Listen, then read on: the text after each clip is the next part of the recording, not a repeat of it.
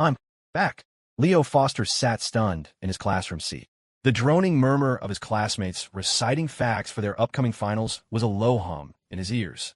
Next to him, his desk mate, Ben Carter, was mumbling about a history timeline like a pig rooting for truffles, a sound only he could possibly decipher. Outside, the sky was a brilliant cloudless blue. A summer breeze drifted through the open window, carrying with it the faint, chemical tang of whatever crap some jackass was illegally dumping into the creek again. Leo instinctively waved a hand in front of his face, a gesture he hadn't made in years, yet it felt as natural as breathing. On the whiteboard at the front of the room, a stark message was written in block letters. May 27th, 2010, 10 days until finals. He let out a heavy sigh. Damn it. And I hadn't even finished spending all my money. He'd finally made it, clawed his way through years of hardship to a comfortable life with over $2 million in the bank, a small company, a house, a car. He wasn't rich, but he was secure. And more importantly, he was free. He'd stayed single, dating whenever he felt like it. Life had been pretty sweet. If it hadn't been for that blinding glare of high beams on the freeway overpass, he'd be in a plush king-size bed at the Four Seasons right now. Probably with his gorgeous, black stocking-clad girlfriend, who was a decade his junior. A wave of melancholy washed over Leo as his gaze swept across the sea of fresh, adolescent faces. The shock of being reborn seemed to have jolted his memory, sharpening details that had long since faded. Faces he'd forgotten for years were suddenly clear, names and stories attached. His eyes landed on a girl with a high ponytail in the front row, and he froze. A dead memory sparked, attacking his brain. As if sensing his stare, the girl turned her head. Her face was delicate but held a cool reserve. The slight upward tilt of her nose gave her a playful edge, making her both lovely and alluring. Her eyes were bright, almost luminous, and her perfectly curved lips made you want to lean in and kiss them. It was a face of near-perfect features, assembled into a landscape you couldn't ignore. Leo's heart stumbled. His middle school classmate, the school's reigning queen bee, and now, his Linden High classmate and queen bee, Sophia Hayes. He'd privately nicknamed her the double scoop back in middle school, a nod to a figure that was already leagues ahead of everyone else's and had only gotten better with time. Catching his dumbstruck gaze, Sophia quickly turned back around, a faint blush coloring her cheeks. Her dark ponytail swished, like a feather tickler brushing against Leo's heart. Not 10 minutes in his new life, and suddenly things felt a little more substantial. But he felt like he was forgetting something important. What was it? Dude, stop staring. Your note was a total bust. Give it up, his desk mate Ben mumbled. Note? What note? Leo snapped his head around to look at Ben's round, friendly face, completely baffled.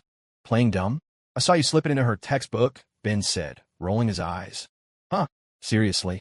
Utterly lost, Leo rubbed his temples, trying to force the memory to surface. Slowly it crystallized. Oh, holy crap. He had written a note. He remembered. Leo's eyes shot open. He was screwed. If things played out like they did the first time, he was about to be publicly executed right in front of the class. Because that note had ended up in the hands of their homeroom teacher. The real problem was Sophia's family was a big deal. He never knew the specifics. A kid from a working-class family had no way of finding out. The people who knew wouldn't talk, and the people who didn't had no answers. Back then, he'd been so naive. He never even noticed how the school administrators spoke to Sophia with a kind of polite deference. Normally, something like this would have ended with a scolding from the teacher. But for some reason, Sophia's parents found out. What followed was a nightmare. Even with finals right around the corner, Leo was publicly reprimanded by the school. His parents were dragged into the principal's office to apologize to Sophia's family. His mother, a respected sixth-grade teacher at the prestigious Linden Elementary, was abruptly transferred to a struggling school in a town miles away. Someone at school seemed to fan the flames, too. The whispers and jeers were relentless. Leo, already in a rebellious phase, was crushed by the weight of the soft bullying and his own guilt. He cracked, spiraling into a depression that tanked his finals. He ended up at a mediocre state college, and his life was a train wreck for a long, long time after. Just then, the rhythmic clack-clack-clack of sensible heels echoed from the hallway, each sound a hammer blow against Leo's heart. Years had passed, but that sound still made his stomach churn. The footsteps stopped. A stern-faced, middle-aged woman with short, severe hair appeared in the doorway. His homeroom teacher and English lit instructor, Ms. Davison. Her cold eyes scanned the room, finally locking onto Leo. Her gaze was like a physical blade, scraping against his skin. Ms. Davison walked to the podium, her expression unreadable. "Leo Foster, on your feet." Leo stood up. A wave of curious murmurs rippled through the classroom. Everyone knew that when a teacher called you out like this, something big was about to go down. Ben shot him a look of profound pity, an expression that said, "Godspeed, my friend. I'll pour one out for you later." In the third row, a tall, lanky kid smirked, his face a mask of schadenfreude. Leo shot him a sideways glance. Trevor Miller, another one of Sophia's admirers, and a #1 suspect in the case of the mysterious chemical smells from the creek. The guy was a phantom offender, always wearing an innocent expression, impossible to pin down. "Come up here and read this wonderful piece of writing for the class, Ms. Davison said, holding up a single sheet of paper. The other students caught on, their faces shifting to expressions of wicked delight. A love letter? This is going to be good. Some of them were already nudging each other, ready for the execution. Trevor Miller was grinning so wide Leo was surprised his face didn't split in two. "Wipe that stupid grin off your face, asshole," Leo thought. He took a deep breath and, under the complex stares of his classmates, walked calmly to the front of the room. He took the piece of paper and glanced at it. A chill of pure horror ran down his spine. He'd actually written this crap. "The first time I saw you, I was totally hooked. Your eyes are like stars, your lips are like cherries, and I can't stop thinking about kissing them. Your nose is like a perfect little carrot. I just want to boop it to tell you how cute you are. But the thing I like most is your butt. It's so round, like 2 perfect scoops of ice cream, and it makes me just want to..." He'd intentionally buried the memory of this note so deep he'd pretended it never happened. What kind of mental state had he been in to write something that so bluntly exposed his particular tastes? Deep down, he knew. He just didn't want to admit it. Young and rebellious, with graduation looming, he'd written it as half confession, half prank. He'd figured Sophia would read it, get furious, and tear it to shreds. He never imagined it would blow up like this. If he read this out loud, his parents would be crushed under the fallout all over again. "Well, read it, Ms. Davison said, tapping the podium with her knuckle. Leo glanced quickly at Ms. Davison. She was watching him, her expression unreadable. Her complexion was poor, her skin tinged with a sickly pallor. Her eyes held a strange light, as if she were contemplating some momentous decision. He scanned the faces of his classmates, their expressions a mix of anticipation and pity. The hungry looks in their eyes all but screamed, "Read it. We're waiting." Leo scoffed internally. "You want drama? Not today." He looked down at the note, confirming it was the original.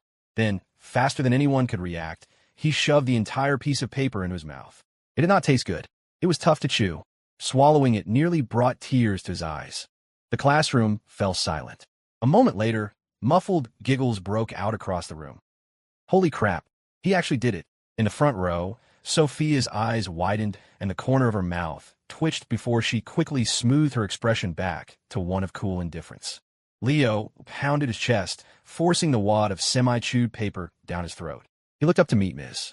Davison's less-than-friendly gaze and scratched his head sheepishly. "Sorry, Ms. D. I was a little hungry. Couldn't help myself." Ms. Davison's eye twitched. She took a deep, deliberate breath, visibly forcing down the fire that was about to erupt. "Fine. You ate it.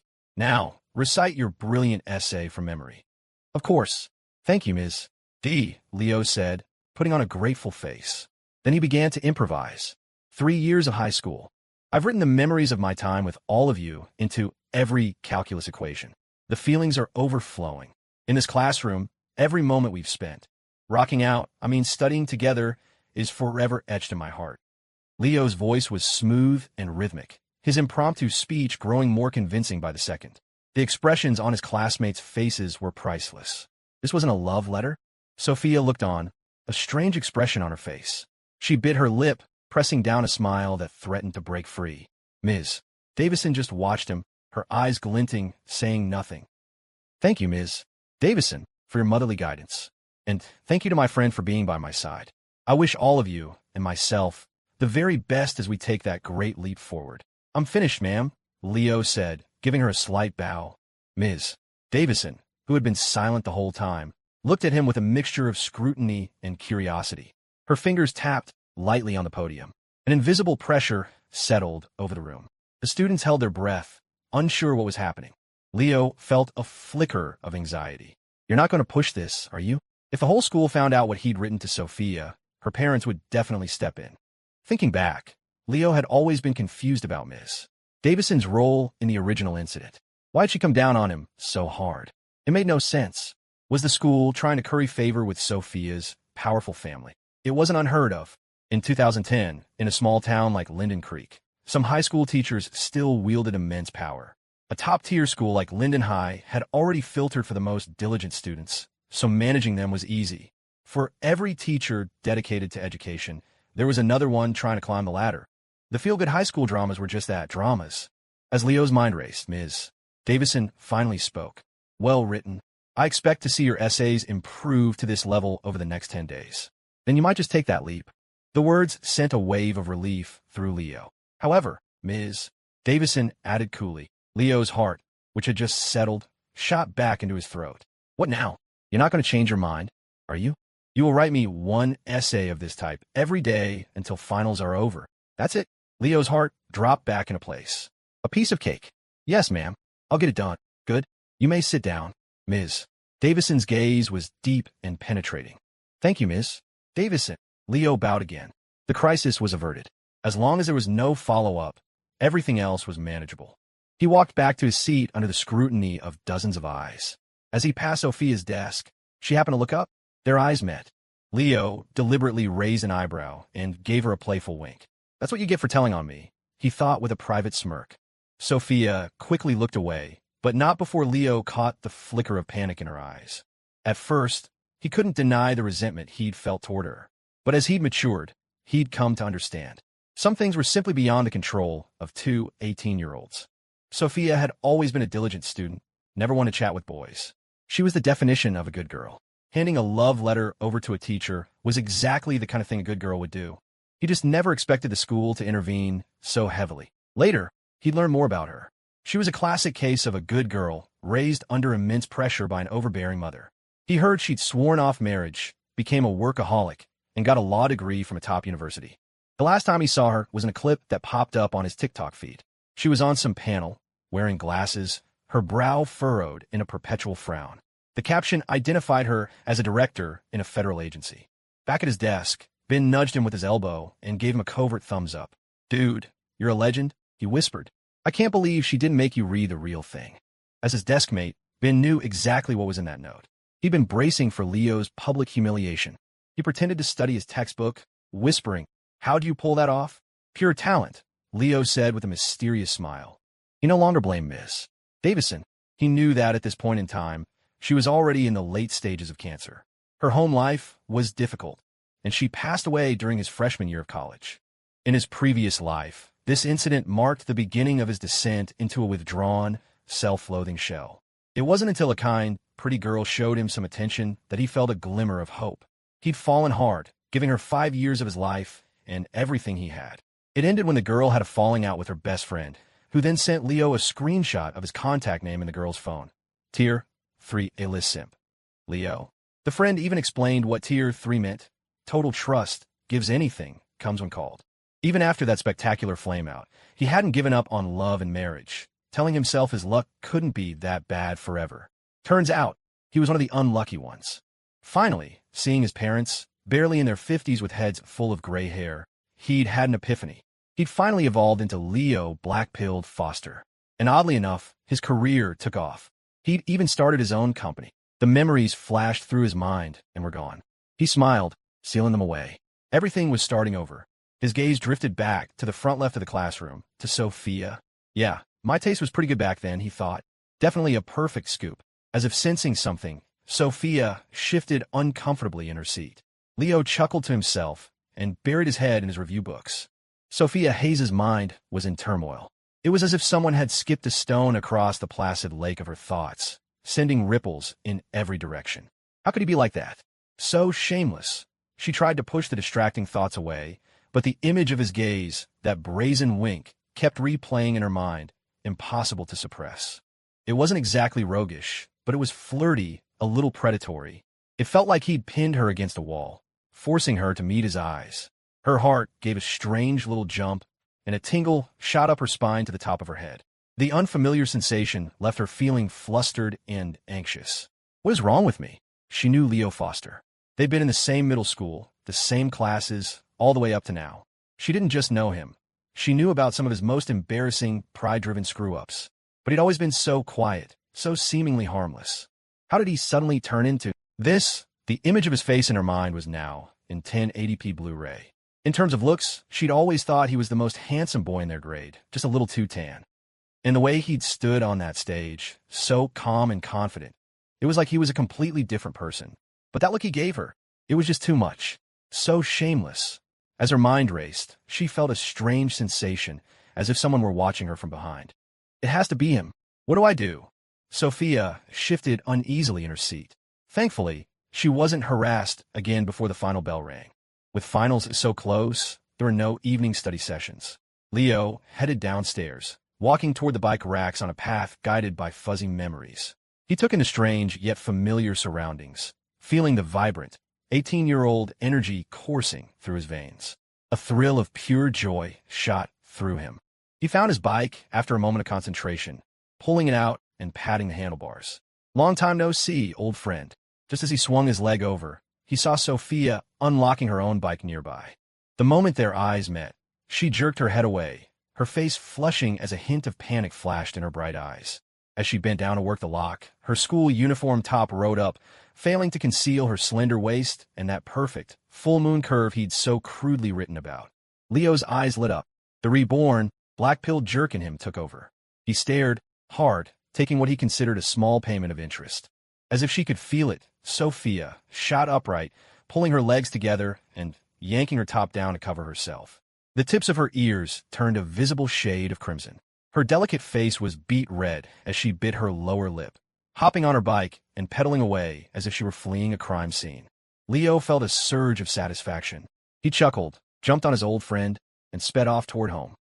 Riding through the old streets, the setting sun felt as warm on his face as the feeling in his heart. The Westwood Apartments. Leo felt a nervous tremor as he knocked on the door to 302. Knock, knock, knock. Who is it? His mother's voice, younger than he'd heard it in years, called from inside. Mom, it's me, Leo said, his own voice thick with emotion. The door swung open, revealing Sarah Foster, holding a kitchen knife. Why don't you ever bring your key? I'm in the middle of chopping vegetables. At 41, Sarah Foster was still a handsome woman, with dark, glossy hair. Though crow's feet were starting to appear at the corners of her eyes, she had a graceful, dignified air about her. She was currently a 6th-grade homeroom teacher at Linden Creek Elementary. I forgot it, Leo said, his heart a mix of excitement and guilt. When he'd hit rock bottom, his parents had been his superheroes, swallowing their pride to borrow money from everyone they knew. By the time he got back on his feet, they were barely 50, yet their hair was white and their bodies were racked with health problems. Mom, I miss you today, Leo said, reaching out for a hug. Sarah slapped his hands away. Flattery will get you nowhere. What happened? Did you get in trouble at school? Nothing happened. I just suddenly missed you, Leo said, a little embarrassed. This was his fault. He'd stopped communicating with his mom like this after he started high school. Humph. You miss me? Weren't you the one who yelled so loud the other day that you didn't want a mother like me? She snorted. Huh? Did I say that? Leo was stunned. He had no memory of saying such a thing. Did you say that? You yelled it so loud the whole building heard. Everyone was laughing at me. Sarah turned and walked back to the kitchen, giving him her back. Leo followed her and, bending down, rested his chin on his mother's 5'3" frame. I'm sorry, Mom. I was being an idiot. I apologize. I love you the most. You're annoying. Get off me, she said, shrugging her shoulder. Mom, I'm really sorry. I was being immature. I love you so much. How about I make it up to you by getting into a top-tier university? Oh, a top-tier university, is it? With 10 days left, you'd have a hard time roasting a sack of potatoes. More than one sack. I could roast 3 sacks. Mom, I'm serious. I'll get into a top-tier school so you can brag to all the neighbors and your colleagues. How about that? Is it illegal to brag? No? Then brag away. For real. I'm going to start studying right now and not stop for 10 days. You know, my math and science are solid. Really? More real than gold. Are you not mad anymore? You're the best mom in the world. I love you the most. Leo shamelessly continued to sweet-talk her. And you still yelled at me like that. I was being a blockhead. Don't be sad, okay? Come on, give me a hug. Leo grinned, turning her around to face him. Sarah kept a straight face, giving him no quarter. You're not mad anymore, right? I'll be good. Hug. Leo pleaded, holding his arms open. Sarah stared at him for a long moment, then suddenly broke into a laugh. This was exactly how she used to coax him when he was little. Now the roles were reversed. She reached up and pulled her much taller son into a hug, as if he were a giant toddler. I don't care about any of that. But if you don't get into a top-tier school, we'll see if I ever speak to you again. A tough exterior hiding a soft heart was a common affliction among mothers. Being hugged by her son, Sarah's mood inexplicably lifted. All right, kiddo, go wait for dinner. I'll make your favorite spicy chicken with green beans. Okay, Leo nodded enthusiastically. That was his absolute favorite dish. And it had to be spicy. He walked into his long-lost room. The walls were covered with posters of Taylor Swift, Kristen Stewart, Scarlett Johansson, and Hathaway. A good 7 or 8 of them, all women, a mix of young starlets and established actresses. Leo's tastes had always been consistent. Studying in this environment felt inspiring. His aptitude for the sciences was, in part, due to his keen interest in exploring dimensions. He used to have a poster of a particularly well-endowed actress, but someone had torn it down. He sighed with nostalgia and, under the watchful eyes of his celebrity harem, began to study. The knowledge that had long been forgotten seemed to resurface as he settled back into his old environment, like reclaiming a lost part of himself. Leo sharpened his metaphorical sword, determined to make a final push. He didn't emerge until his mom knocked on the door to call him for dinner. He walked out and saw his father, David Foster, already sitting on the wooden sofa in the living room. His hair was still black, and he had a scholarly look behind his glasses. David was also tall, nearly 6 feet. The Fosters weren't originally from Linden Creek, where the average height was closer to 5'7". Leo threw an arm around his dad's shoulders. Dad, you're a pretty handsome guy. I know I'm handsome. How else do you think your mother fell for me? David said with mock disdain, though his eyes held a hint of surprise. His wife had told him when he got home that their son seemed different, and that he'd promised to get into a top-tier university. He didn't believe it. The meal was deeply satisfying for Leo. He didn't have a magical system like in the novels he'd read, but having what he'd lost returned to him, a second chance at life, was the greatest prize of all. 10 days flew by in a flash. During that time, Leo raced against the clock. Aside from occasionally sneaking a glance at Sophia's shapely backside at school, he spent every waking moment studying, trying to patch up his weaknesses. As the weather grew hotter, the final exams arrived. 12 years of accumulated knowledge, all for this one shot. On the afternoon of the 8th, after finishing his last exam, English, Leo walked out of the classroom feeling like a massive weight had been lifted from his shoulders. He had a good feeling he'd knocked this one out of the park. A moment later, Ben Carter burst out, charging toward Leo like a wild dog let off its leash. I'm finally free. Seeing his friend's ecstatic, hormone-fueled frenzy, Leo sighed inwardly. Kid, the real prison is just ahead of you. He decided, out of the goodness of his heart, to enlighten him. I hear college is all about mastering the 3 L's. The 3 L's? What's that? Some kind of new age philosophy? Ben asked, striking a mock serious pose. Pray tell, O wise one, what are these 3 L's? Leo answered with a straight face. Loans, ladies, and lost brain cells. I don't get it. Please, master, elaborate. College is full of girls and sundresses. You'll spend so much money on them you'll end up with massive student loans. College is full of girls in sundresses. You'll be so distracted by all the ladies. And between the loans and the ladies, you'll end up with a whole lot of lost brain cells. I still don't totally get it, but my brain feels itchy. I think it's trying to grow, Ben said, blinking and scratching his head furiously. Leo chuckled to himself. You have to conquer them to achieve enlightenment, my friend. The greatest tragedy of college was getting the loans without the ladies.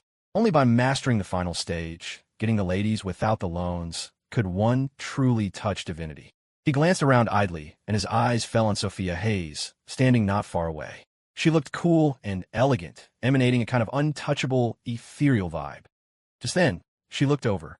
The moment their eyes met, Leo raised his eyebrows and shot her another one of his signature winks. Sophia turned her head away as if she hadn't seen a thing. But inside, that one look had sent her heart into a turbulent flutter, a tangled mess of emotions. How can he be like that? So shameless. And all that talk about ladies, and, ugh, so vulgar. But what was truly baffling was the inexplicable urge she felt to look at that vulgar boy one more time. Of course, she would never give in to such a strange impulse. She just glanced out of the corner of her eye. That's all. And then she suddenly remembered. Leo hadn't said a single word to her these past 10 days. Not one. In the past, they would always chat after exams, and he was always so earnest. What happened? Was he angry that his note ended up with the teacher?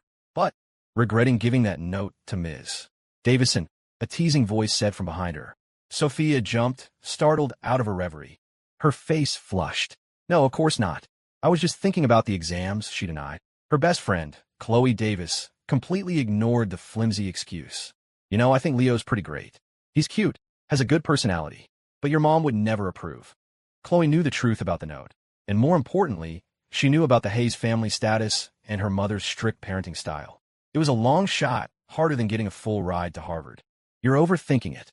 I really wasn't thinking about that, Sophia insisted, sticking to her story. Fine, you weren't thinking about it. Can I think about it, then? Maybe you should just let me have him, Chloe teased. If you want him, go talk to him. What does it have to do with me? Sophia said, feigning indifference, and a part of her truly believed it. So why did she feel a pang of unhappiness? I was just kidding. Look at you, getting all worked up. Chloe gave her friend a look of disdain. I am not. And strangely, Sophia felt a little better. What is wrong with me? She was completely bewildered. An hour later, a local internet cafe. Leo, man, what happened? You suck now, Ben complained after headshotting him for the 10th time. My brain is full of formulas and historical dates. Leo shrugged, feigning helplessness. There was no way he was admitting that his 32-year-old soul had the reflexes of a tranquilized sloth. At the mention of scores, Ben put down his mouse. So what do you think you got? Hard to say. Somewhere between 600 and 630, maybe, Leo said honestly. His English was probably a weak point, but his essays would have made up for it. The STEM sections were his strong suit, that much was certain. Holy crap. Leo, did you take a magic pill or something? Ben's jaw dropped. Are you possessed by the ghost of Einstein? Just a guess. A little wishful thinking never hurt anyone, Leo said with a smile. Ben looked stunned. His own estimate was no higher than 580. Leo, I believe you. But with that kind of score difference, we're probably going to different colleges. It sucks to think about. A wave of sadness washed over him. The two lost their appetite for gaming and left the internet cafe. They hadn't walked more than a few steps when they saw Sophia and Chloe walking toward them, arm in arm. Their small town only had 2 main streets. All the rest were side alleys. This road passed right by the high school, so running into classmates was normal. Leo. Ben. Chloe called out first. Ben waved, then nudged Leo. A chance encounter on the street. It's a sign from the heavens, dude. Go say something. What's the point? We'll be going our separate ways for college anyway. What difference does a few more words make? Leo said, slipping effortlessly into his cool, detached persona. Graduation season is breakup season. High school, college, it all ends up a mess. If you're lucky, you go from prom to wedding, but the odds of that are lower than winning the lottery. Why look for trouble? Better to just focus on making money. When your wallet's fat, the girls will follow. Damn, Leo, have you achieved enlightenment or something? Ben stared at him, dumbfounded. His buddy had never been this profound before. Of course, I'm on the verge of ascending to a higher plane, Leo quipped. He'd been reborn, after all. What was that, if not ascension? Ben scratched his head, looking troubled. What's wrong? Finally realizing your own mortal limitations. Leo found his expression amusing. My brain is super itchy. I think it's actually trying to grow. Leo was speechless. The two groups drew closer. Sophia's eyes darted away, afraid of getting another one of his flirty looks. But this time, Leo was the picture of a gentleman, not even glancing her way. Leo, what's your score estimate? Chloe asked. It'll be what it'll be, Leo said with a casual smile. Hearing this, Sophia snuck a peek at him, only to find him watching her. And his gaze was strange, a little intense, a little appreciative, and a little lecherous. But the weirdest part was that she felt like he was looking at her the way an adult looks at a child. While she was still trying to figure it out, she saw him wink again. Flustered, Sophia quickly looked away, her heart pounding in her chest. Seriously, she thought resentfully. First he ignores me, then he suddenly stares at me like that. What about you, Ben? Chloe asked. Me? Probably around 500-something, Ben shrugged, then turned to Sophia. What about you, Queen Sophia? Me? Sophia hesitated. 630 or above shouldn't be a problem. As she said it, she darted a quick glance at Leo to see if he was listening. Instead, she found him staring blankly at a bicycle passing by on the street, as if he hadn't heard a thing. A wave of disappointment washed over Sophia. While she half listened to Chloe, she couldn't help but keep her attention on Leo. What is he thinking? He gave me that note, and he looks at me like that. But now he won't even talk to me. That note. An impulse surged through her. She wanted to walk over and tell him that she hadn't been the one to give the teacher the note, that it had just disappeared, but she couldn't bring herself to say it. It had disappeared while in her possession. It was impossible to explain without sounding like she was making excuses. It would only make things worse. Sophia, a voice called out from a distance. A gleaming BMW 5 Series pulled up beside them. In the driver's seat was none other than Trevor Miller, the Tizot watch on his extended left wrist catching the sun. He looked like he was terrified someone might not know his family owned a quarry and had a little bit of money. He ran his left hand through his hair. Sophia, what a coincidence. You guys hanging out? Is there something you need? Sophia asked, her tone cool and distant. Oh, nothing. Just wanted to ask what you think you scored, Trevor said with a confident smile, shooting a sideways glance at Leo. Sophia looked at Leo, then answered distractedly. Somewhere over 600. Trevor saw her look, and the sight turned his heart sour with jealousy.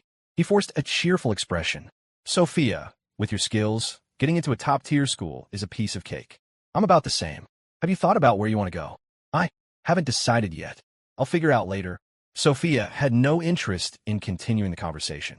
Her dark eyes kept drifting toward Leo. Trevor noticed this too, and the vinegar in his heart overflowed. He turned to Leo. Leo, what did you get? Falling further and further behind us is one thing, but don't embarrass yourself when the scores come out. Ben had a short fuse. Leo's getting at least a 630, he shot back. 630? At least. Everyone froze for a second. Trevor laughed as if he'd just heard the world's funniest joke. Don't just brag to save face in front of Sophia. It's going to be real awkward when you get exposed. I believe him. You, on the other hand, should be careful not to humiliate yourself, Ben retorted. He might not have believed it before, but for some reason, he had complete faith in his friend this time. Haha, Leo, why don't you tell us yourself? What do you think you'll get? Trevor, fueled by jealousy, was getting heated. 630 sound about right, Leo said with a slight smile, deliberately provoking him. Sophia and Chloe looked astonished. A flicker of light danced in Sophia's eyes. You? 630. Trevor scoffed. Stop pretending. If you, Leo Foster, can get a 630, I'll literally eat crap. You're a real piece of work, Leo said with a dismissive smirk. All right then, better start practicing your yoga poses. You'll want to be limber when it's time to eat it fresh. Sophia and Chloe's minds briefly connected, a shared mental image of someone bent over in a deeply unfortunate pose flashing between them. Fresh? Ugh. The image was so vivid it nearly made them gag. Stop, don't say any more, Chloe pleaded, waving her hands. You. Trevor's face was flush with anger. What if you don't get it? If I don't, I'll call you Dad, Leo said, then grabbed a snickering Ben. Benny, let's go. The two of them turned and walked away. You better remember what you said. Don't you dare back out. Trevor yelled at their retreating backs, his voice filled with righteous indignation. Sophia and Chloe exchanged a look and shook their heads. We're leaving too. Okay, bye, Sophia. I'll message you on QQ, Trevor said, forcing a casual goodbye. He watched them for a few seconds before getting in his car and driving off. The Westwood Apartments, dinner time. Sarah Foster asked in a relaxed tone. So, honey, how did the exams go? Don't worry. I can't promise a 650, but 600 is a sure thing, Leo mumbled, his mouth full of spicy chicken. His parents exchanged a look. David, the accountant, spoke first. Son, don't put too much pressure on yourself. Sarah, the teacher, nodded in agreement. Yeah, as long as you did your best. The difference between a top-tier school and a regular one isn't that huge. The difference was, of course, huge, but the exams were over. Better to let their son relax. What parent didn't care about their child's scores? I'm telling you, I got over 600. I think getting into a top school won't be a problem, Leo said with a wide grin. Sarah looked at him, a mixture of disbelief and hope in her eyes.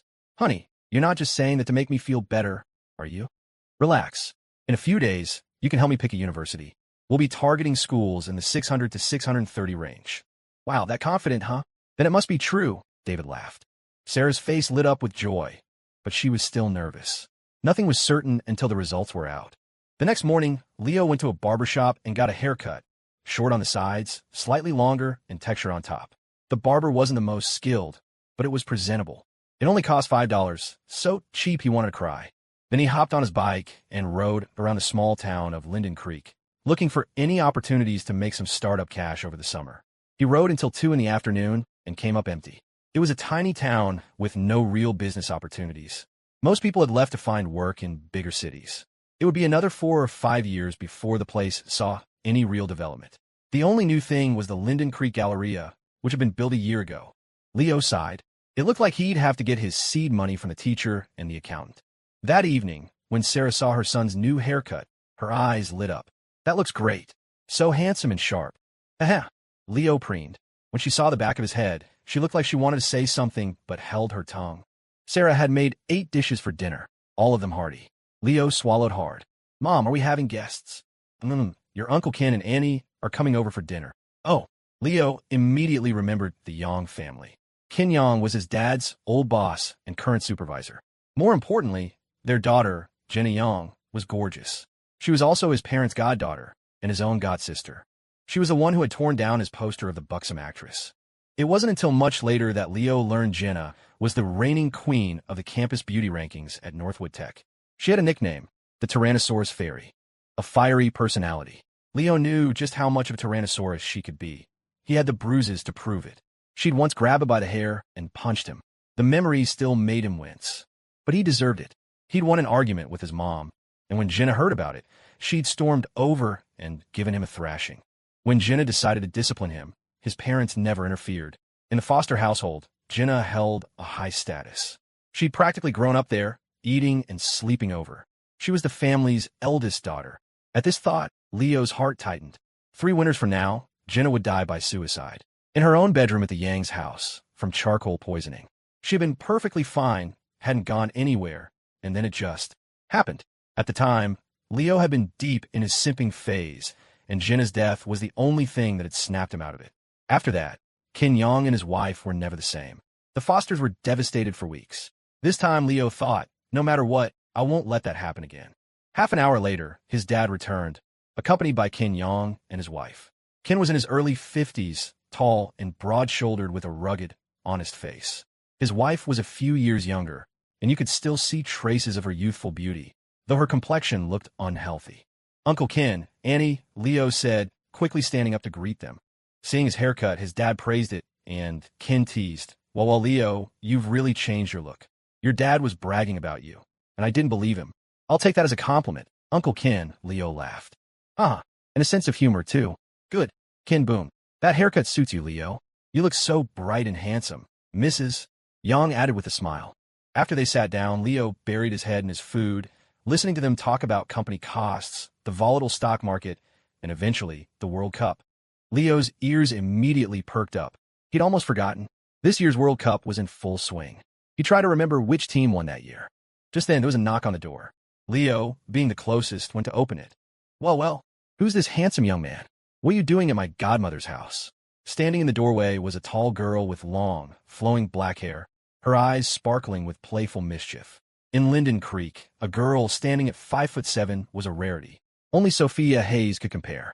This was a face that was uniquely charming and instantly recognizable. Full cheeks, a delicate jawline, and a pair of captivating, almond-shaped eyes. The corners of her lips were naturally turned up in a slight smile. She exuded a confident, commanding aura, the quintessential cool older sister. She wore a simple white t-shirt with a graphic print, straight-leg jeans, and a pair of the white flats that were popular at the time. Her chest was prominent, though it was hard to tell if it was natural or thanks to a well-engineered bra. A fist lightly punched Leo's shoulder, snapping his wandering gaze back to attention. Jenna Yang shot him a warning glare, squeezed past him, and entered the house, her expression instantly melting into a sweet smile. Godmom, Goddad, I'm here to freeload. Sweetie, come here, Sarah said, her face full of affection as she pulled Jenna into Leo's recently vacated chair. Leo, get your sister a bowl and chopsticks. Mrs. Yang glanced at her daughter. Didn't you say you were coming back tomorrow? My friends wanted to hang out, but I decided I didn't want to go, Jenna said, her eyes already devouring the dishes on the table, her mouth watering. I haven't had Godmom's cooking in forever. Leo brought over a bowl and chopsticks, then grabbed a stool and carefully sat down next to Jenna. The 2 middle-aged men continued their discussion about sports, while the 2 women chattered with Jenna about school. Leo was the only one silently demolishing his food. He finished quickly, politely excused himself. I'm done. Uncle Ken, Annie, sis, take your time, and disappeared into his room. Ken Yang smiled with genuine warmth. Leo's really changed a lot. It's great to see.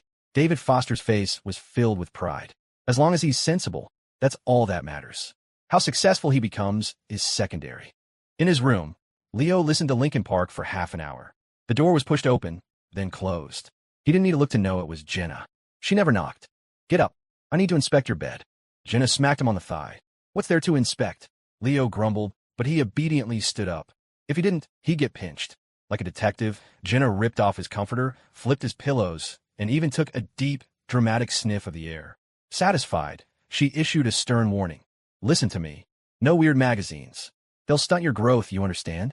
Leo muttered to himself, relieved he'd been too busy lately to acquire any such materials. Otherwise, his sister's bloodhound nose would have sniffed them out for sure. What's your score estimate? What schools are you thinking about? Jenna plopped down on his bed, her perfect hip-to-waist ratio on full display. She had an incredible figure, as if all her stats had been maxed out in Allure. She had a potent, womanly charm. This room had been hers until Leo was 8. Back then, Ken and his wife were always busy, so his mom would bring Jenna home with her after work. From 8 to 10, he'd even shared a bed with her. It wasn't until Jenna's mom got sick and stayed home to recuperate that Jenna moved back to her own house in the same apartment complex, though she still slept over often. Around, a little over 600 maybe. I'm thinking Northwood State or Northwood Tech, Leo said, his gaze fixed on her pretty face. Seriously? Don't you lie to Godmom. If you make her sad, I'll beat you up, Jenna said, her expression full of doubt. It's true, sis. I've been working my butt off. You'll see in a few days. I don't believe you. I'll believe it when I see the results. If you get over 600, I'll grant you one wish. Something like, I'll promise to stop hitting you. What if I get over 630? If you get over 630, I'll grant you anything. I swear on it. Anything? Hey, you said it. Don't back out later. I won't back out. But if you don't even break 600, you just wait and see if I don't beat the crap out of you. Don't underestimate me. You just get ready to make good on your promise, Leo chuckled. As long as the results are over 630, I'm 100% good for it. Jenna threatened him a few more times before running off to the other room to play on the computer. It was after 9 when the Young family finally left. 18 agonizing days after submitting his college applications, it was finally time to check the scores. That evening, David Foster came home early from work. The family of 3 gathered nervously around the computer. The moment of truth had arrived. Sarah's hands were trembling. David, forgetting his wife was right there, lit a cigarette. When the score appeared on the screen, the couple froze. 639, second highest in the county. The number 1 spot went to Sophia Hayes with 641. David's cigarette fell from his lips, but he didn't notice. Sarah rubbed her eyes and checked again. That's right. It was really 639. She didn't cheer. Instead, she covered her mouth and began to sob quietly. Then she threw her arms around her son. My boy. Oh, my good boy. For years, people had used her son as a cautionary tale. Now what? Who would dare say a bad word about him now? David just stood there, grinning like an idiot. They had given up all hope, and then this wonderful surprise fell into their laps. The score wasn't anything spectacular on a state level, but in Linden Creek, it was astounding. That night, David started planning a graduation party, wanting to invite old colleagues and relatives. It took a lot of convincing from Leo, who argued for keeping a low profile, to talk him down. His parents marveled at their son's newfound maturity, but the party happened anyway. Ken and his wife insisted on it, booking 5 tables at the best restaurant in town. They didn't hang any banners. It was just a small gathering of close colleagues and relatives. Leo received over $1,000 in gift money, and that was after the Fosters specifically asked people not to bring cash gifts. Ken Young was a separate case. He gave Leo $1,000 cash and a brand new Asus laptop. The restaurant owner, a friend, gave them a 70% discount. He'd wanted to comp the whole meal, but Ken and David had insisted on paying. That night, at 8 o'clock in Leo's room at the Foster house. Huh, I got over 630. So what do you say? Leo gloated. Look at you, Jenna said, rolling her eyes at her brother, though a smile played on her lips. I really didn't expect it. You did great. You made Godmom proud. I was talking about someone forgetting something, Leo prompted. What thing? Jenna played dumb. How women. Always trying to get out of things, Leo said with a look of contempt. All right, a promise is a promise. I'll do what I said I'd do, Jenna said, finally giving in. So tell me, what do you want? She was lounging diagonally on his bed, having kicked Leo off onto his desk chair. She wasn't wearing jeans today, but a white sundress that exposed 2 long, slender legs. Her right leg was crossed over her left, a book held in her hand. Her preference for flats meant her toes were perfectly shaped, not squeezed or deformed. Unpainted, her pale, translucent toes looked like little steam buns. The way her legs were crossed, you could almost imagine the long, elegant lines hidden beneath the dress. If she were wearing black stockings, Leo's eyes darted over for a peek. The hot blood of an 18-year-old rushed to his head, and he found himself staring, mesmerized. Just then, Jenna prompted him again. Well, say it. I want to touch your leg. Leo blurted out, his true nature revealed. The moment the words left his mouth, he knew he was in trouble. A book came flying at his face, connecting squarely with the bridge of his nose. Ow! Leo yelped, clutching his face. He knew that was coming. Say that again, Jenna hissed, her voice low and dangerous. She pushed herself up, her almond-shaped eyes, capable of electrocuting a man at 20 paces, flashing as she raised a hand to strike. Leo stammered. Well, she'd already heard it. Might as well go all in. Yeah, that's what I said. I want to touch it, so what? You're trying to be a perv? Is that it? Are you looking for a beating? Jenna was half sitting up, one hand propped on the bed, her legs bent. The pose perfectly showcased the long, undulating curves of her body. Even with his nose throbbing, Leo's heart hammered in his chest, and his baser instincts kicked in. What was I even doing in my last life? He thought. I had this amazing sister right here, and I went off to be some girl's simp. His mind raced. Taking a deep breath, he launched into a dead serious, completely fabricated explanation. Sis, you misunderstood. That's not what I meant. I heard that college is full of predatory girls. I need to build up my resistance so I don't get led astray. He put on a deeply concerned expression, as if he could already foresee a future filled with temptation and hardship. Nice try. Keep it up, Jenna said, not buying it for a second. Leo scoffed. Believe what you want. That's what I'm thinking. The real issue here is that you're backing out of a promise. You said you'd do anything. They stared at each other, the atmosphere in the room crackling. Jenna was silent, her clear eyes unreadable. After a long moment, she said, pick something else. Nope, this is it. I need to train my resistance, Leo said, turning his head away with a defiant air. If you want to back out, fine. I'll just pretend you never said it. Inside, his heart was pounding. Stick to your guns. Stay strong. The bedroom fell silent again. Jenna carefully studied his expression. Leo kept his chin up, his face a mask of stubborn pride. After what felt like an eternity, Jenna asked suspiciously, You're really just trying to build resistance? What else? I could just go to college and find a girl to touch, couldn't I? Leo snorted, but inside he was ecstatic. He knew she was giving in. Jenna was a contradiction.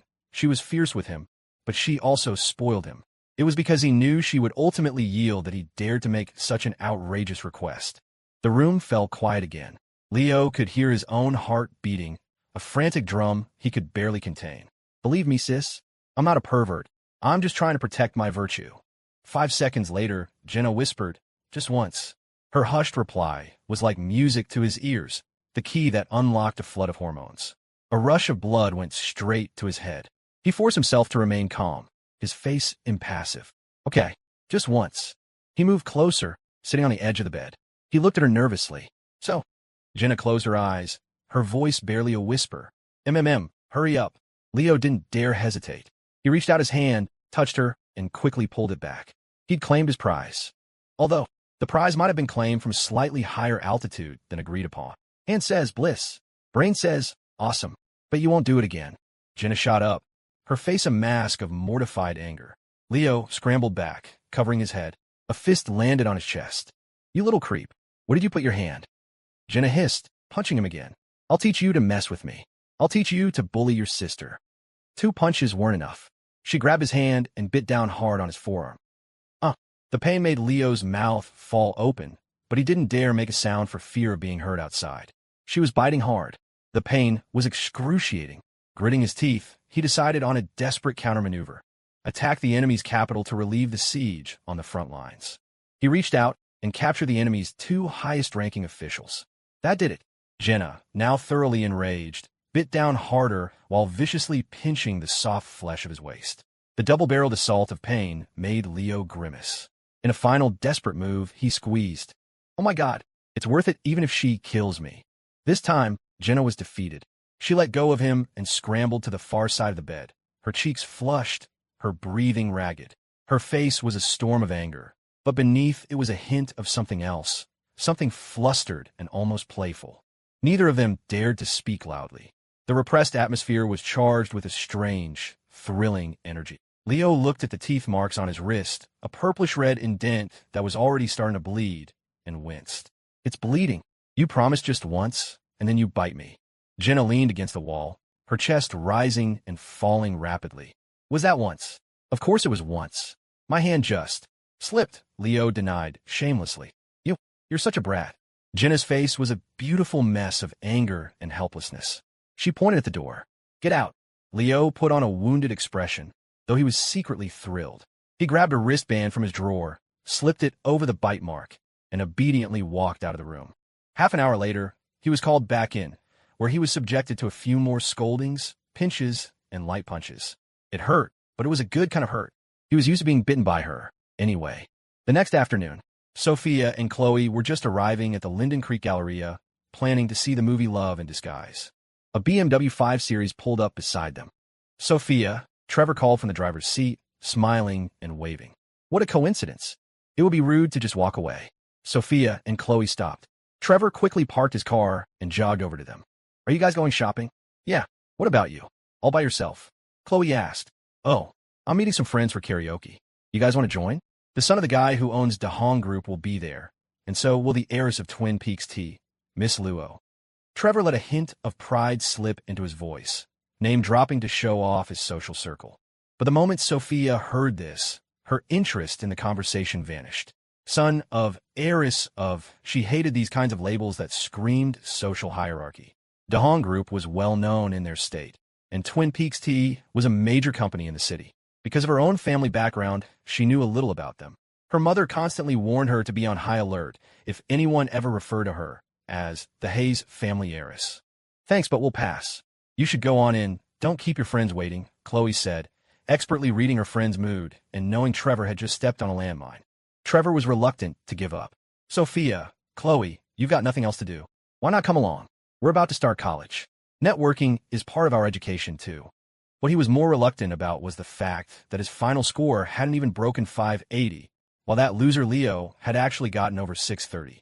No thanks, Sophia said with a polite smile. It's fine.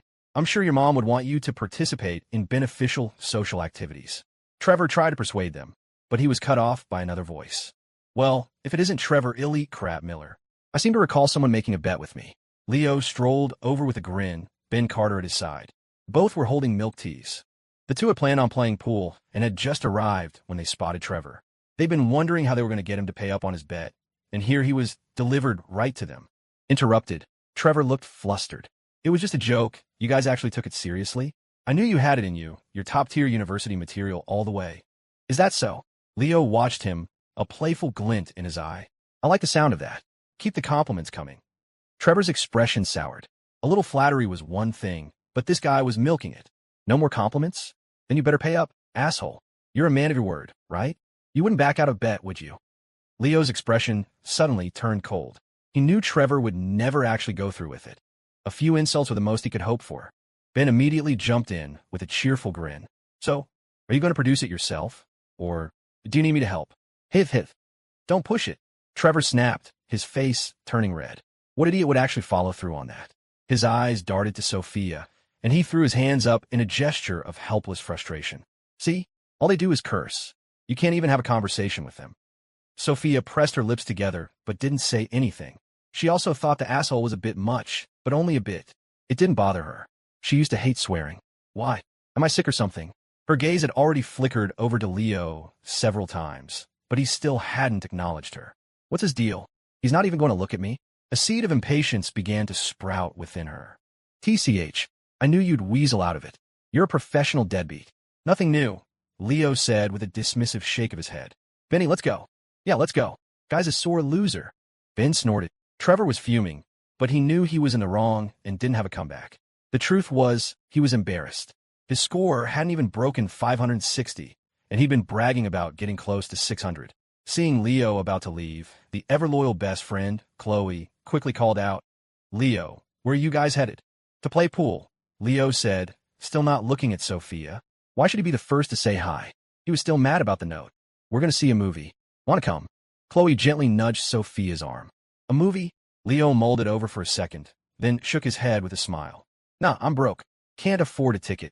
This was Trevor's cue. Chloe, don't force him. For tickets aren't cheap. Why don't you come to karaoke with me instead? I'll treat you to a movie tonight. Leo turned and started walking away. A wave of disappointment washed over Sophia. but her pride kept her from speaking up. Chloe immediately sensed it, but didn't intervene this time. Some things had to be handled by the people involved. Just as Leo had walked about 20 paces, the proud, 18-year-old girl finally mustered her courage. "Leo, my treat." Her voice trembled as her pride and some other, unnameable emotion waged a fierce battle within her. The thing she feared most right now was rejection. It would be utterly humiliating. "Well, if someone's treating, you have to go."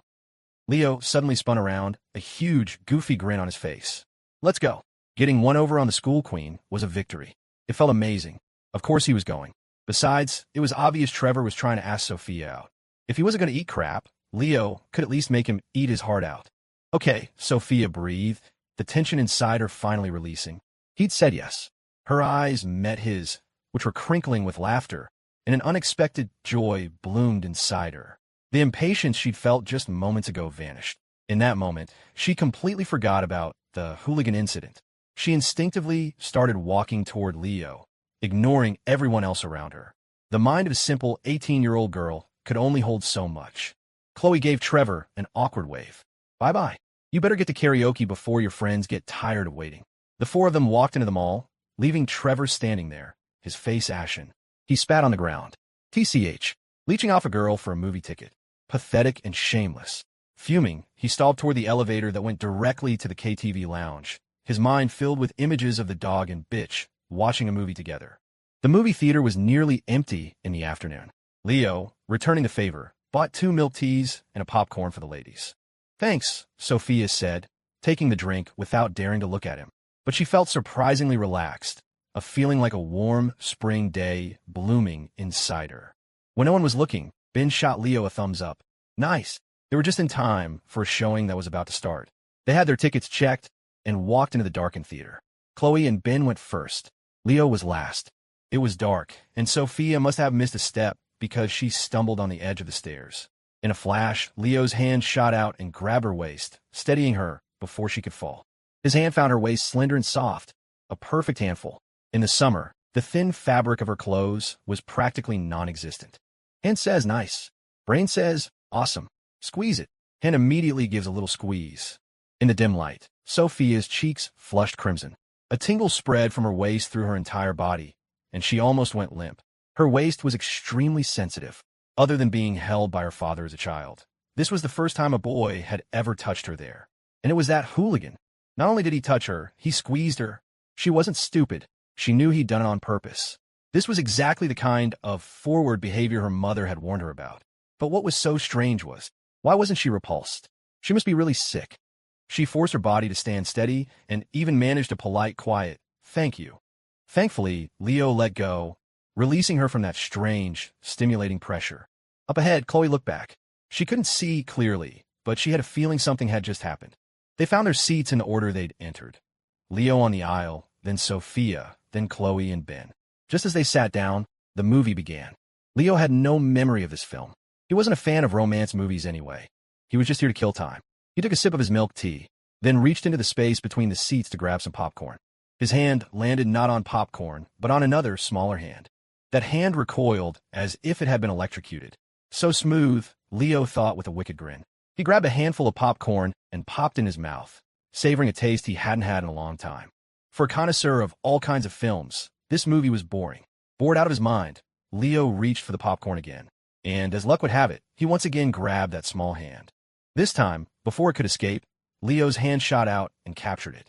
It was cool to the touch, smooth and delicate. The poor little hand struggled, tried to escape the devil's grasp, but it was afraid of letting the other two find out. But the devil was too strong, his grip firm. No matter how hard Sophia pulled, she couldn't get free. She was panicked and mortified. Hooligan. Dirty hooligan. How could he be like this? He's so bad.